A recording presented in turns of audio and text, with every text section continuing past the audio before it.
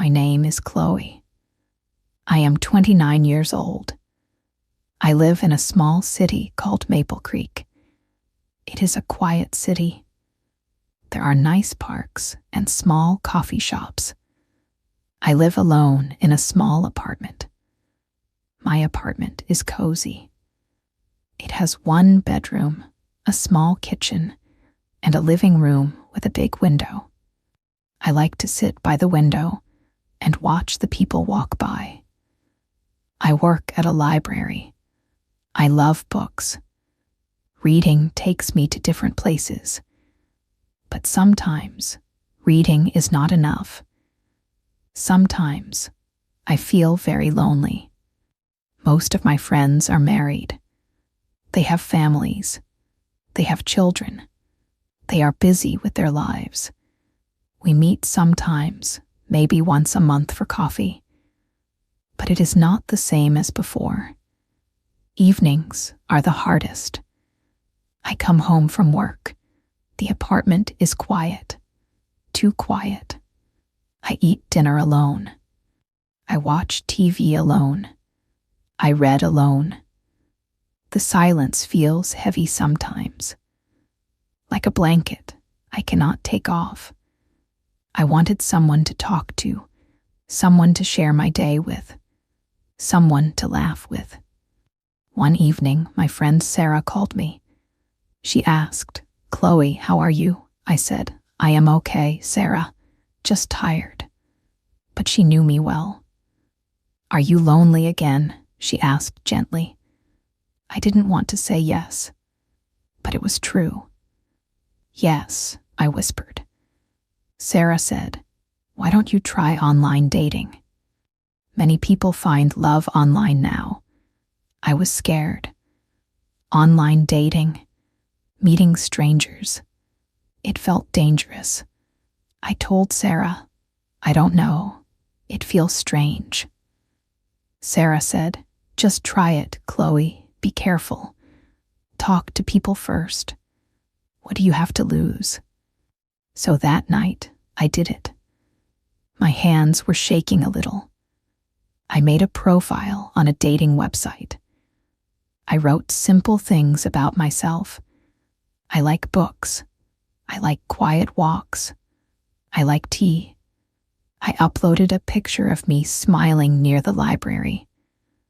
I felt nervous. What if no one likes me? What if someone bad messages me? I closed the website quickly. Maybe this was a bad idea. A few days passed. I didn't check the website. I was too scared. Then, one evening, I felt very lonely again. The silence in my apartment was loud. I thought about Sarah's words. What do you have to lose? I opened the website again. I had some messages. My heart beat fast. Most messages were simple. "Hi, you look nice." But one message was different. It was from a man named David. His message said, "Hello, Chloe. I see you like books. I love reading too. Your smile looks very kind." I looked at his profile. He had brown hair and warm brown eyes. He was smiling in his picture. He looked friendly. He was 32 years old. He lived in a town nearby, about 1 hour away. His profile said he liked hiking, movies, and cooking. He seemed nice, normal. I replied to his message. I said, "Hello, David. Thank you for your message. Yes, I love books. What are you reading now?" He replied quickly. We started talking. We talked about books, about our favorite authors, about movies we liked. We talked about our dreams. He told me he wanted to travel more. I told him I wanted a small garden one day. We messaged each other every day. Every morning, I woke up and checked my phone. There was always a message from David. "Good morning, Chloe. Have a nice day." It made me smile. In the evenings, we chatted for hours. He asked me about my day at the library. He listened. He really listened. He made me laugh. He told me jokes. He shared stories about his work. He worked in an office, doing something with computers. I didn't understand it much, but I liked listening to his voice when we started calling each other. Talking to David filled the quiet spaces in my life. I didn't feel so lonely anymore. I felt happy, excited. I looked forward to his messages, his calls. He felt like a friend, a close friend, maybe more. After 2 weeks of talking online, David asked, "Chloe, can we meet? I want to see you in person." I was nervous again. Meeting a stranger, was it safe? But I felt like I knew him. He felt real, kind. So I said yes. We decided to meet at a coffee shop in my city, a public place. That felt safer. The day we met, I was so nervous. I changed my clothes 3 times. I looked in the mirror many times. What if he doesn't like me in person? What if I say something silly? I walked to the coffee shop. My hands were cold. I saw him sitting near the window. He looked just like his picture, maybe even nicer. He smiled when he saw me. His eyes were warm. "Chloe," he said, standing up. "You look beautiful." I blushed. "Thank you, David. You look nice too." We sat down and ordered coffee. Talking in person was easy. Easier than I thought. We talked for 2 hours. We laughed. We shared stories. It felt like we had known each other for a long time. He held my hand when we said goodbye. His hand was warm, strong. I felt a spark, something special. After that first meeting, we met every weekend. Sometimes he came to Maple Creek. Sometimes I went to his town.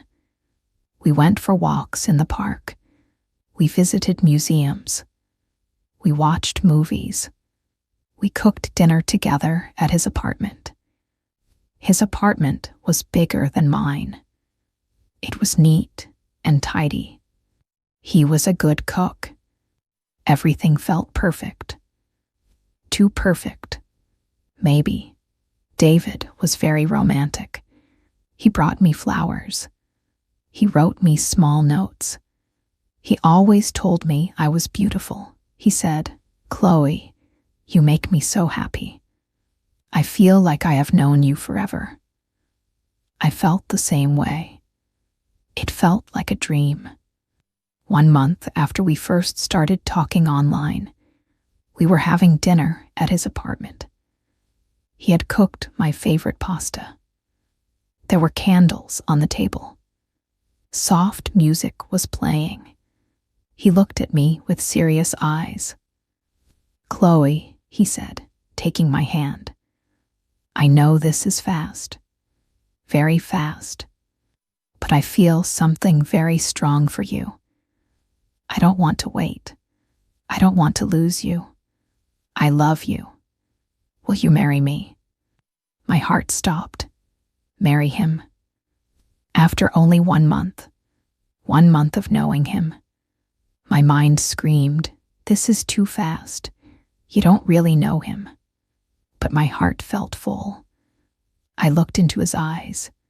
They looked sincere, honest. I thought about the lonely nights. I thought about how happy I felt with him. I didn't want to go back to being alone.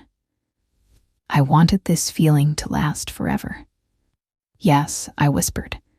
"Yes, David, I will marry you." He smiled the biggest smile I had ever seen. He put a ring on my finger.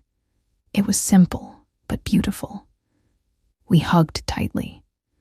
I felt tears in my eyes, tears of happiness or fear. I wasn't sure. We got married 2 weeks later, just like that. It was a small wedding. Only us, Sarah, and 2 of his friends at the city hall. Sarah looked worried. She hugged me and whispered, "Are you sure, Chloe? It's so fast." I smiled and said, "I'm sure. I love him." But deep inside, a small voice still whispered, "Are you?" I moved into David's apartment. I left my job at the library. I left my small, cozy apartment by the window. I left Maple Creek. My new life started. The first few weeks were like a honeymoon.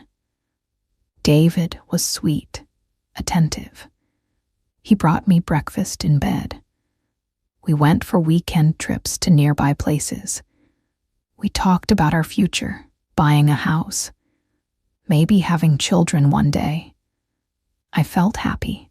I thought, see, it wasn't too fast. This is real.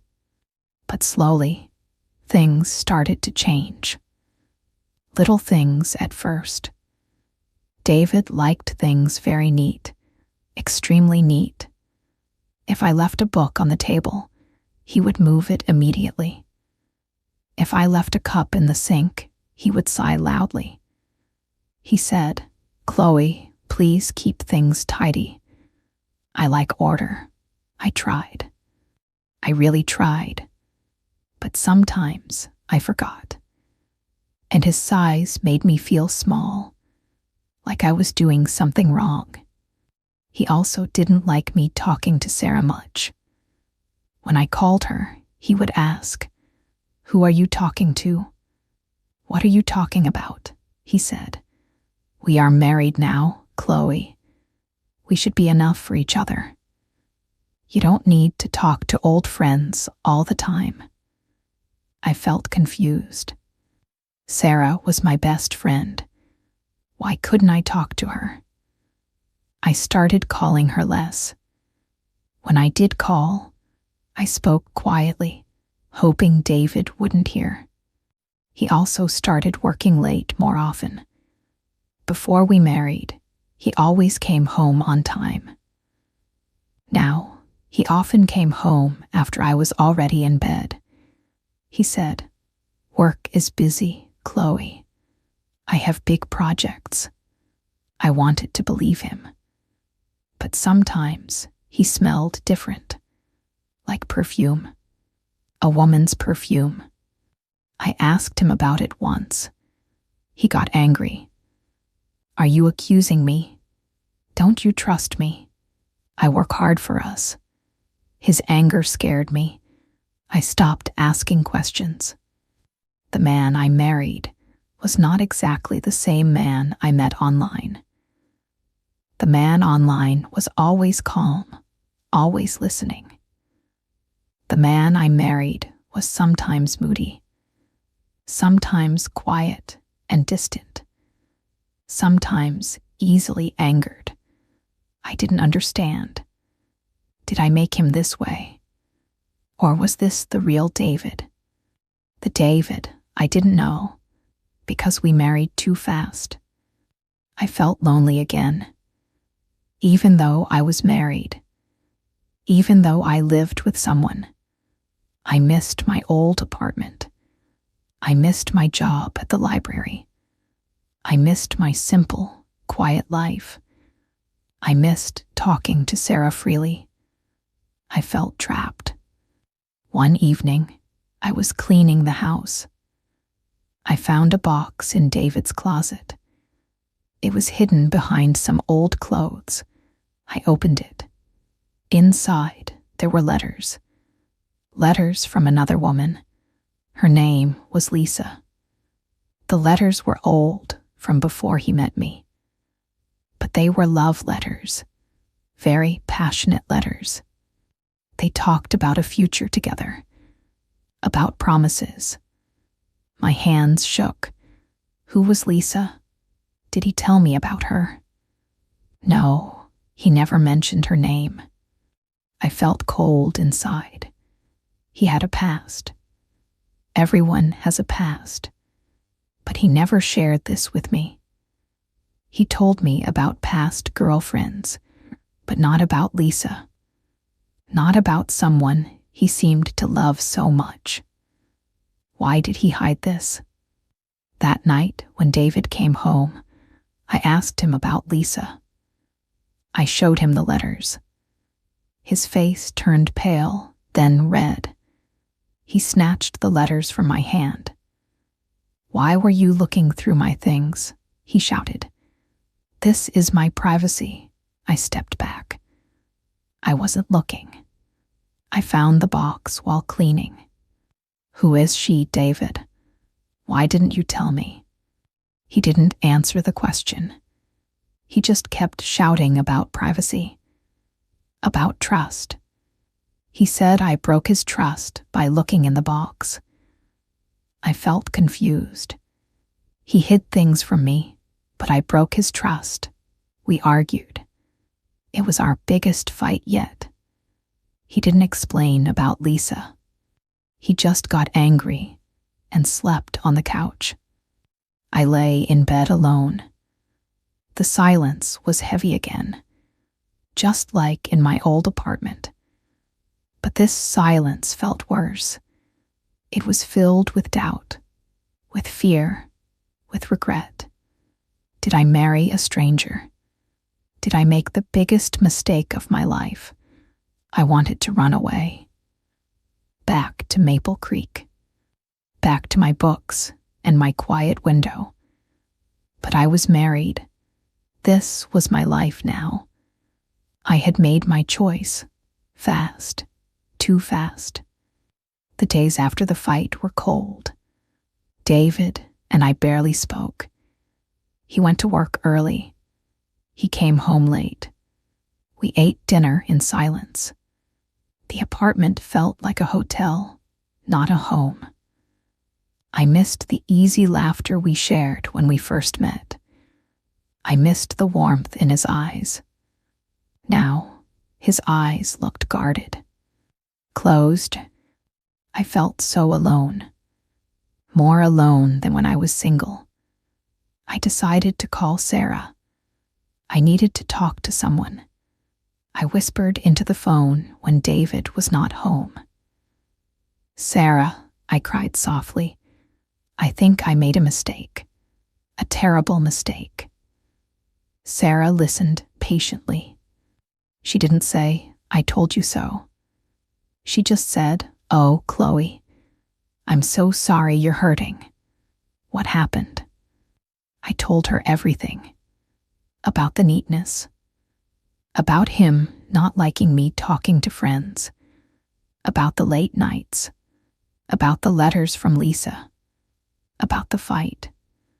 Sarah was quiet for a moment.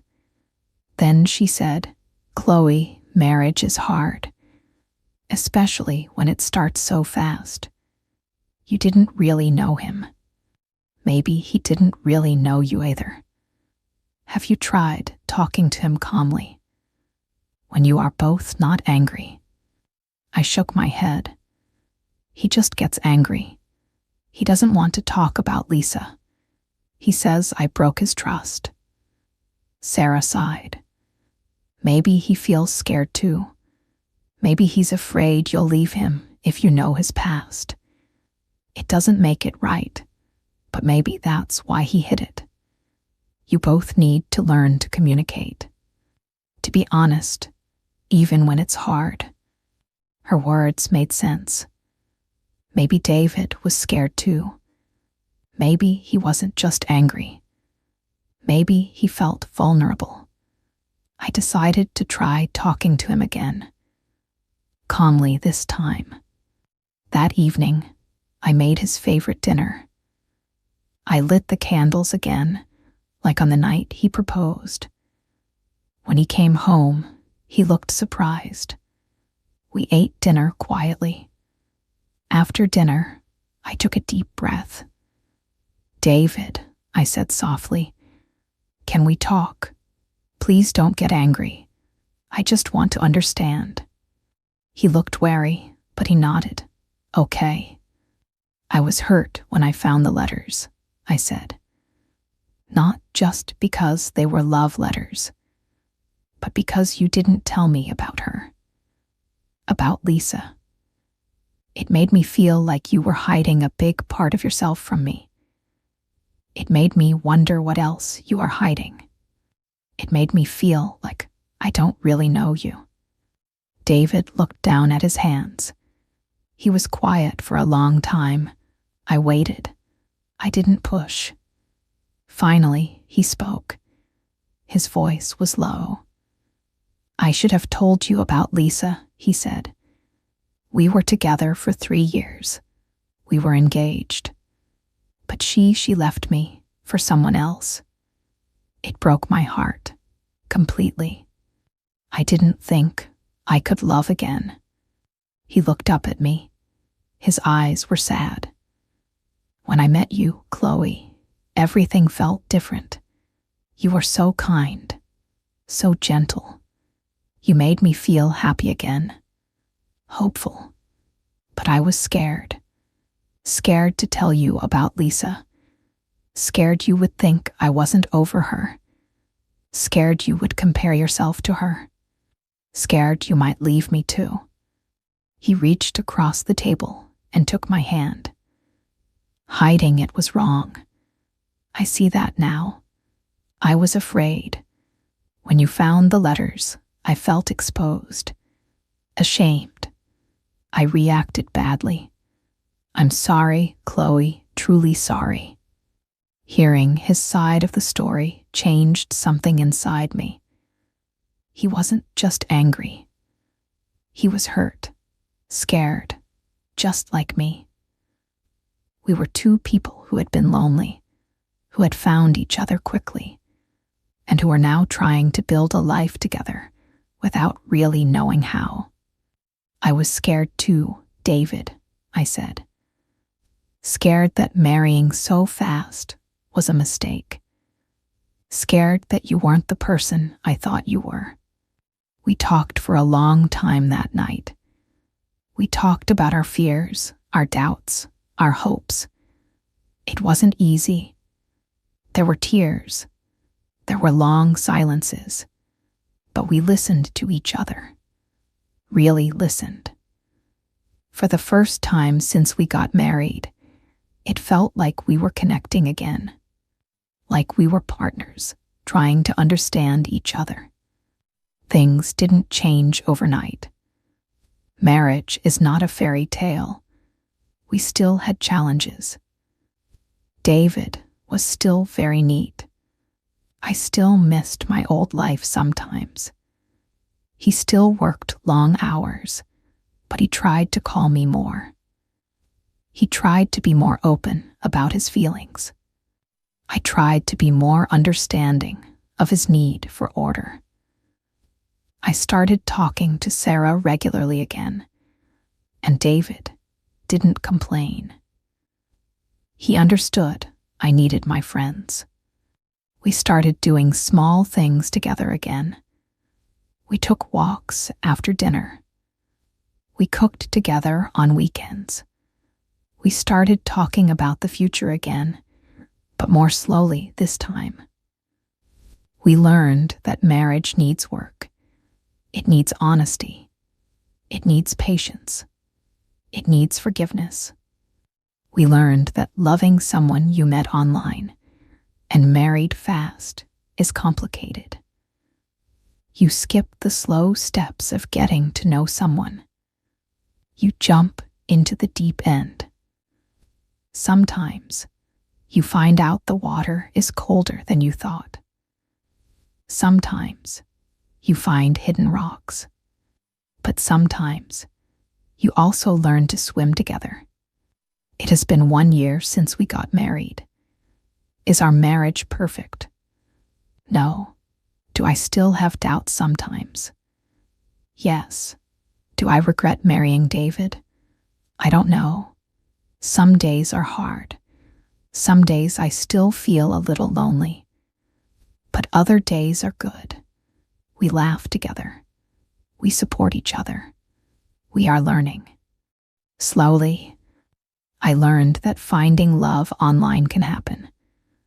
But love is just the beginning. Building a life together takes much more than messages and quick meetings. It takes time. Time to know someone fully. Time to build trust. Time to face challenges together. I learned that loneliness can make you make fast decisions. Sometimes those decisions work out. Sometimes they bring pain. But every choice teaches us something.